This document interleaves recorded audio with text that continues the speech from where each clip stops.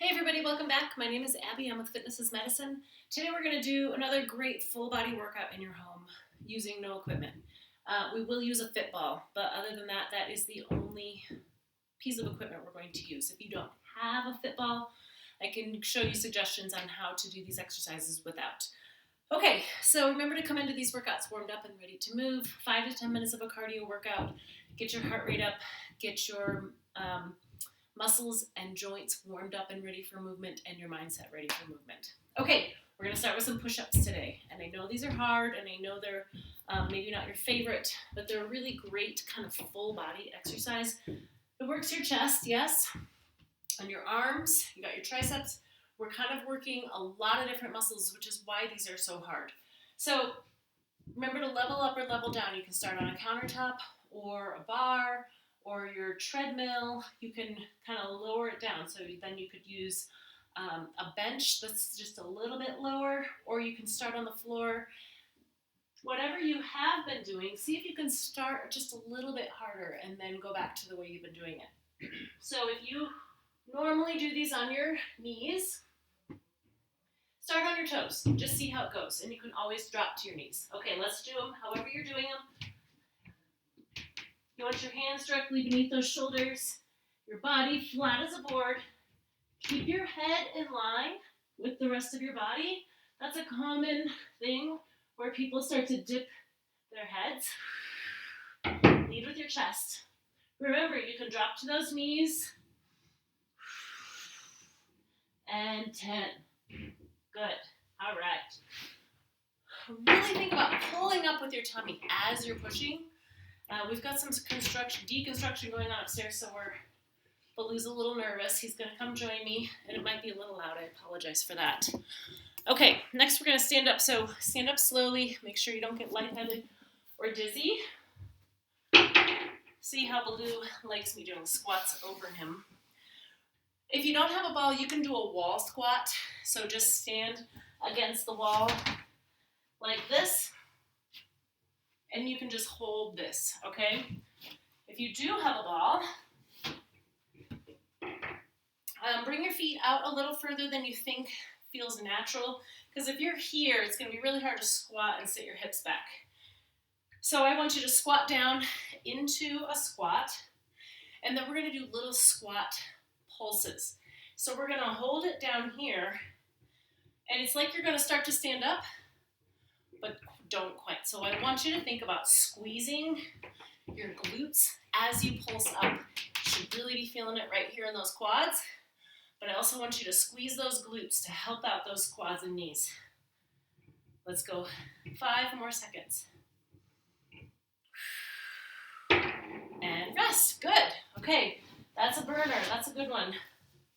If your knees hurt with that one, don't go down quite so far. You can do a smaller range of motion with that. All right, next we're going to lower back down to the floor and do mountain climbers. Now, we did these not too long ago, but I'm going to change up how we do them today. So, same starting position, just like you're going to do a push-up or a plank. And instead of bringing your knees up through the middle, we're going to bring them out to the side, reaching for your knees. You don't have to touch your knees.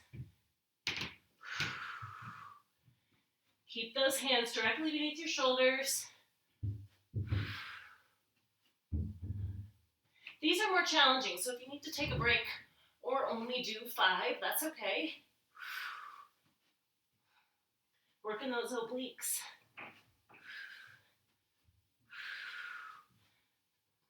Breathe. 1 more each side.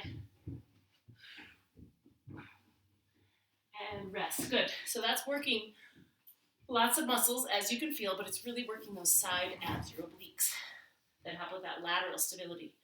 Hi, Baloo. He does not like all this construction, all this loud noise. But he got a good walk today. Okay, next we're going to do a balanced sort of power challenge. I call it a bug stomp. So what I want you to do is do it next to something, your kitchen counter. I always say this. Or I've got my elliptical here that's really sturdy. I want you to lean almost like you're going to fall forward. That's why we need to do it next to, even a wall or somewhere where you're comfortable hanging on if you need to. And you can hang on for that first one too, just to kind of get the feel for it. Up on those toes, and then stomp forward. So I want you to, first you can just kind of start with the stomps. It's that power movement.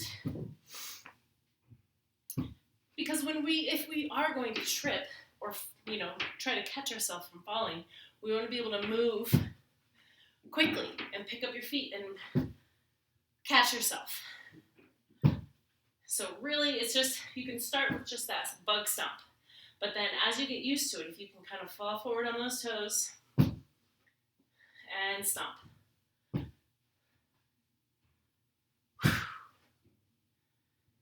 It's a power movement. We like to work on things slowly, but sometimes you have to work on things quickly. When you are falling, everything's happening quickly.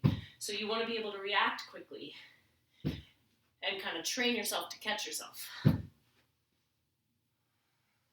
Let's do one more on each side. Really kind of let yourself, like you're going to fall, and don't fall on your dog. Hi, Baloo. Okay, great. We're going to grab that ball again if you have it. Just have to refresh my screen, make sure it's working correctly. This will be an interesting one because he loves it when I'm on the floor. Okay, if you don't have a ball, do this on your hands and knees, and then we're going to do one leg at a time like this. So one hip extension at a time. But we're going to do a hip extension here on the ball. So my hips are on the ball, my hands are just giving me some balance here. I'm going to lift up those feet so that my body is in a straight line and then lower down. Keep your feet together, sit. Sit. Sit. Thank you.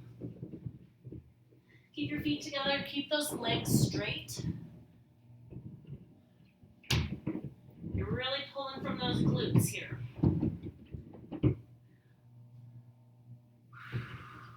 Breathing. Again, keep your neck in line. I'm turning to look, but I want you to keep your neck in that neutral position. Don't be looking up or conversely down like that. Always think about that neck being in a happy neutral position. It can be tempting to want to lift way up, just up here. You're just lifting those feet up off the floor. One more. And rest. Okay, good. Take your time. Get up slowly. And we'll get that ball out of your way. Next, we're going to do some punching. So start with your feet a good distance apart, so you can kind of move laterally. Knees and hips engaged, good athletic stance, right? I talk about that a lot. So your tummy tight, like if I'm going to sucker punch you, kind of brace and guard. We're going to do some punches. So I want you to first start with your hands right up here, kind of under your chin. We're going to punch forward. So as I'm punching, I'm kind of shifting my weight back and forth just a little. I'm punching right in front of me, but I'm, moving. So my abs are really engaged. 2 more. And rest. Good. Now we're going to do some uppercuts. So same motion. I want you really fluid as far as moving back and forth, but good athletic stance, knees, hips, shoulders back. Next, we're going to go up and under like this. Like you're going to punch someone right under their chin, right? Uppercut. Boom. Boom. I'm moving. I want to punch it hard. Again, we're working on power here.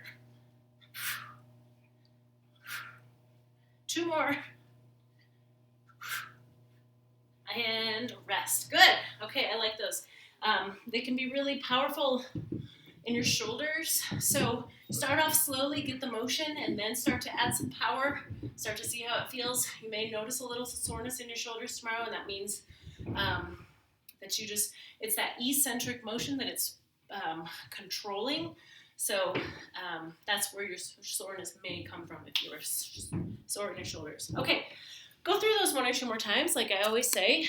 And if you only have time to get through them once, great. At least you've done something. And then maybe later on you can get through it again. But keep challenging yourself, keep trying more.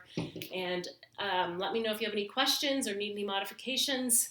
And have a great workout. We'll see you next time. Thank you, everybody.